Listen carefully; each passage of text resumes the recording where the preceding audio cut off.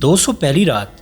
شہرزاد نے کہا، جب اسحاق موصلی نے خلیفہ مامون کا حکم نہ مانا اور لڑکی سے ملنے چلا گیا، اور پھر اس نے مامون سے سارا قصہ سچ سچ بیان کر دیا، اور جب وہ دونوں اس مکان پر اس جگہ پہنچے جہاں اسحاق روز جاتا تھا، تو اسحاق کا بیان ہے کہ جب ہم اس کمرے میں پہنچے اور ابھی ہمیں وہاں بیٹھے کچھ ہی دیر ہوئی تھی کہ وہ لڑکی آئی اور اس نے ہم دونوں کو سلام کیا۔ جب مامون کی نظر اس پر پڑی تو وہ اس کا حسن و جمال دیکھ کر ہکا بکا ہو گیا، اور وہ اس سے نہایت بے باکی سے گفتگو کرنے لگی، اور اس نے باتوں باتوں میں شراب منگوائی اور اپنے ہاتھوں سے ہمیں جام بھر بھر کر پیش کرنے لگی۔ لڑکی اس کی طرف مائل تھی اور اسے دیکھ دیکھ کر خوش ہو رہی تھی، وہ بھی لڑکی کی طرف مائل تھا اور اسے دیکھ دیکھ کر خوش ہو رہا تھا۔ پھر اس نے عود لے کر خاص ادا سے گایا اور مامون کی طرف اشارہ کر کے مجھے کہنے لگی کہ کیا یہ تیرا چچیرا بھائی بھی تاجر ہے؟ میں نے کہا ہاں۔ اس نے کہا کہ تم دونوں کی شکل ملتی جلتی ہے۔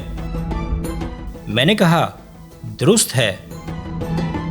ابھی مامون نے 3 ہی رتل پیے ہوں گے کہ مزے میں آ گیا اور پکار کر کہنے لگا کہ اے اسحاق۔ میں نے جواب دیا، امیر المومنین حاضر ہوں۔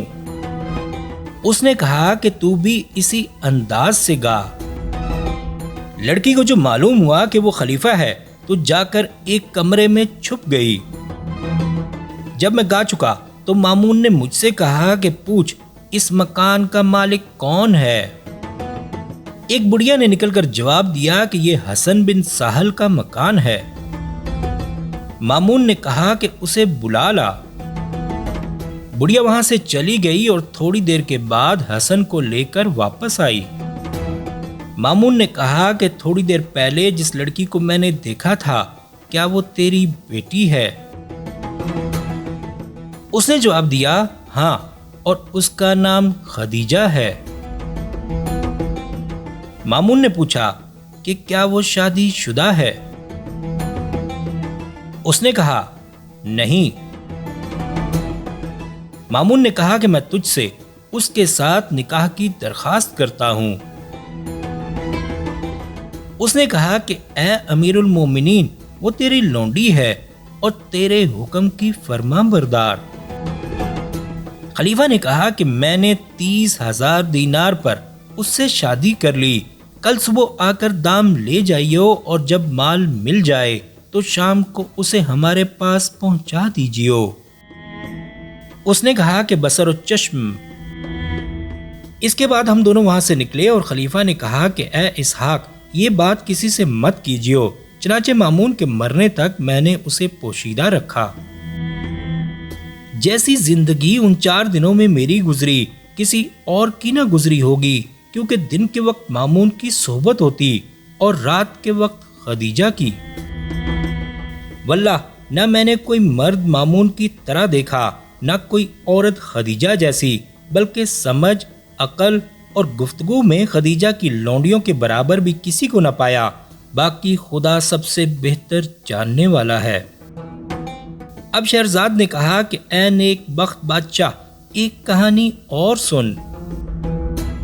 حج کے زمانے میں جب لوگ طواف کر رہے تھے اور بڑی بھیڑ تھی، ایک شخص کعبے کا پردہ پکڑے یہ کہہ رہا تھا کہ یا اللہ، میں تجھ سے دعا کرتا ہوں کہ وہ اپنے شوہر سے ناراض ہو جائے اور میں اپنی حسرت پوری کروں۔ جب حاجیوں نے یہ سنا تو پہلے اسے خوب مارا، پھر پکڑ کر امیر الحاج کے پاس لے گئے اور امیر الحاج سے کہا کہ ہم نے اس شخص کو ان متبرک مقامات پر یہ کہتے سنا ہے۔ امیر الحاج نے اسے پھانسی کا حکم دے دیا۔ وہ کہنے لگا کہ اے امیر، میں تجھے نبی کا واسطہ دیتا ہوں کہ پہلے میرا قصہ اور ماجرا سن لے، اس کے بعد جو تیرا جی چاہے کیجیو۔ امیر الحاج نے کہا کہ بیان کر۔ اس شخص نے کہا کہ اے امیر، میں بھنگڑی ہوں، کھتے پر نوکر ہوں، خون اور گندگی ادھر سے ادھر لے جانا اور لانا میرا کام ہے۔ ایک دن کا واقعہ ہے کہ میں اپنے گدھے کو لادے ہوئے لیے جا رہا تھا کہ کیا دیکھتا ہوں کہ لوگ بھاگ رہے ہیں۔ ان میں سے ایک نے مجھ سے کہا کہ اس گلی میں گھس جا ورنہ لوگ تجھے قتل کر دیں گے۔ میں نے کہا کہ آخر معاملہ کیا ہے، تم لوگ بھاگ کیوں رہے ہو؟ ایک شخص بولا کہ کسی بڑے آدمی کی بیوی یہاں سے گزر رہی ہے، اس کے غلام راہگیروں کو مارتے اور سب کو بھگاتے ہیں اور اس کی پرواہ نہیں کرتے کہ ان کے سامنے کون ہے۔ یہ سن کر میں بھی گدا لے کر ایک گلی کے اندر چلا گیا اور انتظار کرنے لگا کہ بلا ٹل جائے تو اپنا راستہ لوں۔ اب میں نے دیکھا کہ نوکروں کے ہاتھوں میں ڈنڈے ہیں اور تقریباً 30 عورتوں کے جھرمٹ میں ایک عورت ہے، بید کی شاخ کی مانند، نہایت حسین و جمیل۔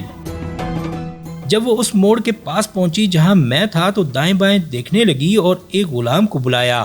غلام حاضر ہوا اور اس نے اس کے کان میں چپکے چپکے کچھ کہا اور غلام نے آ کر مجھے پکڑ لیا اور ایک رسی سے باندھ لیا اور کھینچتے ہوئے روانہ ہوئے۔ لوگ ہمارے پیچھے بلند آواز سے کہنے لگے کہ اس کی خدا نے کب اجازت دی، یہ شخص ایک بھنگڑی ہے، اسے رسی سے کیوں باندھتے ہو؟ اور انہوں نے غلاموں سے بھی کہا کہ اس پر رحم کرو، بیچارے کو چھوڑ دو، خدا تم پر رحم کرے گا۔ مگر وہاں کون سنتا تھا؟ میں نے اپنے دل میں کہا کہ غالباً نوکروں نے مجھے اس وجہ سے گرفتار کیا ہے کہ ان کی مالکہ کو بدبو پہنچ گئی ہوگی اور اس کا جی متلانے لگا ہوگا، یا وہ حاملہ ہے یا بیمار۔ لا حول ولا قوت۔ غرض کہ میں ان کے پیچھے پیچھے گھسٹتا ایک بڑے مکان کے دروازے پر پہنچا۔ وہ مجھے لے کر اس میں داخل ہو گئے اور ایک بڑے کمرے میں پہنچے جس کی میں تعریف نہیں کر سکتا اور جس میں نہایت نفیس فرش بچھا ہوا تھا۔ اب سب عورتیں وہاں آ گئیں اور غلام میرے ہاتھ میری کمر کے پیچھے باندھے کھڑے تھے۔